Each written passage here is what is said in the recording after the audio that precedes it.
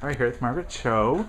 So, what is up with Terry this season? I know she's got some good Terry-centric stories coming up. There's a lot of Terry-centric stories happening on Drop Dead Diva, which is exciting. There's a couple of boyfriends, which is good. There's a big episode now where we just finished shooting with Patty Stanger, who is amazing, and so she came in.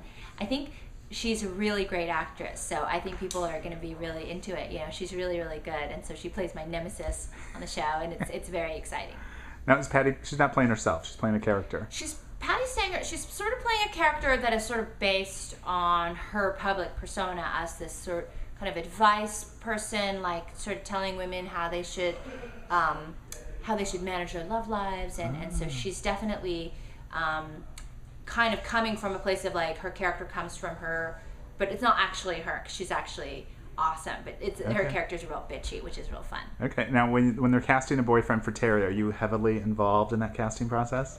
I haven't been involved in the casting process for Terry's boyfriends. I actually, one of them is somebody that's coming back to our show who has been on our show before, which is great, and then the guy that is in the second episode, which is sort of a big sort of Terry's big boyfriend for the first part of the season, is somebody that he's really great. He was just like the perfect guy. He's so gorgeous too, but it's a really interesting story. So he's very dynamic as an actor, and so I was excited to have both those guys. Okay.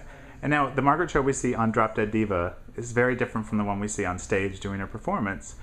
How is that for you as a performer? Is it nice to kind of shut part of you off to do Terry?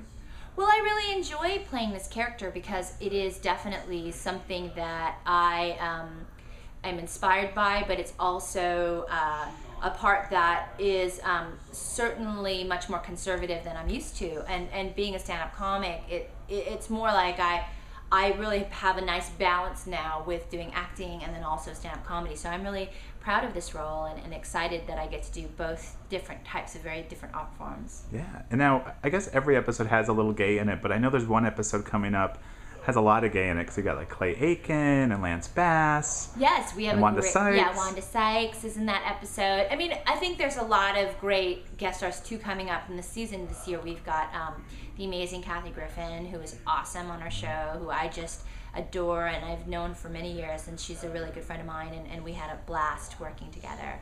Wow. And now tell me about what you're doing outside of the show, because I know you're always running off to do a show.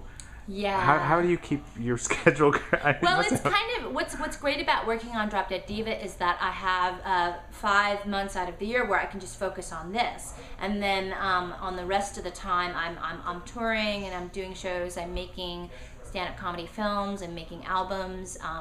So it's a busy schedule, but when I get to Georgia, that's when I can kind of just focus on working on the show, and it's a really nice time for me. But we are going to see you in PTown this year, right?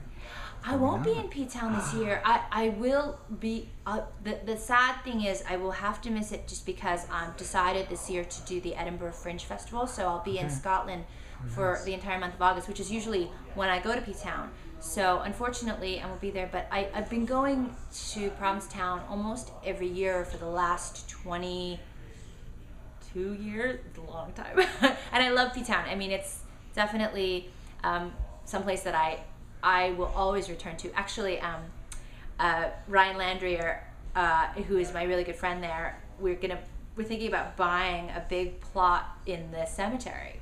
Yeah. So we can make like just a giant like gay sundial. So whoever dies first will be like 12, and then there'll be 1, 2, 3. So we want to make like so we're trying to get all of sort of like the PTown people into it, like John Waters, and everybody who goes there. Like we should, since we basically will all return there at some point. It's a good time to buy a funeral plot, and it'll be the gayest funeral plot in the history of funeral plots. And I mean, I just think it's like the most appropriate thing to do is buy a plot with all your gay friends. That's awesome. Thank you so much, Margaret. Great to see you.